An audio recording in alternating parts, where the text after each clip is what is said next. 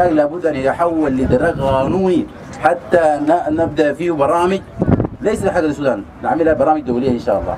إذا عهدتونا إن شاء الله أن هذا يكون التراك بمواصفات عالمية، نحن جديرين مهتمين بهذا الأمر، ونأكد لكم إن شاء الله هذا الأمر يكون واقع إن شاء الله تعالى.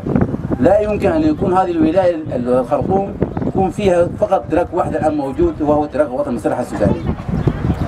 الآن الحمد لله الوزارة الاتحادية ممثلة في الوزيرة هزار، وهي كان المفروض تكون حضور معنا واعتذرت لظرف الطارئ. نحن نحيي هذه الوزيرة لأنها جات من صلب الرياضيين، وهذه رسالة أيضا يحملها أخواننا في الجهاز التنفيذي بأن يكون دائما اختيار من يقود الرياضة في السودان هم أهل الرياضة، كما أتى أخونا عبد الحامد وهو كان رئيس نادي كوبر. لما يكون الشخص آتي من الجهاز التنفيذي آتي من صلب الرياضيين، أكيد يكون هناك في استقرار وفي رسائل ممتازة كما فعلتها الأستاذة هزار في استقرار العمل الرياضي في السودان.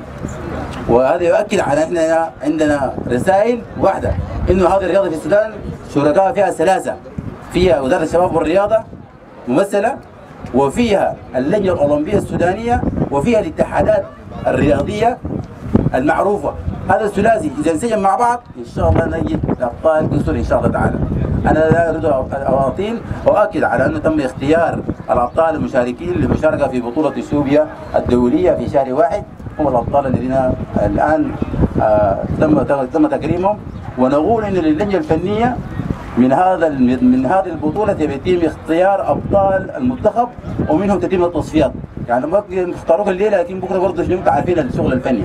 التحية لإخواننا الفنيين وإخواننا الحكام، تحية لإخواننا في اخواني في اللجنه العليا الذين سهروا وتعبوا وتحدوا، لان احنا عملنا البطوله دي مع في ظرف استثنائي في نهايه السنه، يعني نعرف تماما الامر المالي والامر الاداري وغيره وغيره. واكد لكم اننا ان شاء الله مستمرين في المناشط في هذا الاتحاد ان شاء الله. وانا اختم كلامي بتقديم الاخوه في اللجنه الاولمبيه دكتور محمود السير سكرتير اللجنه الاولمبيه،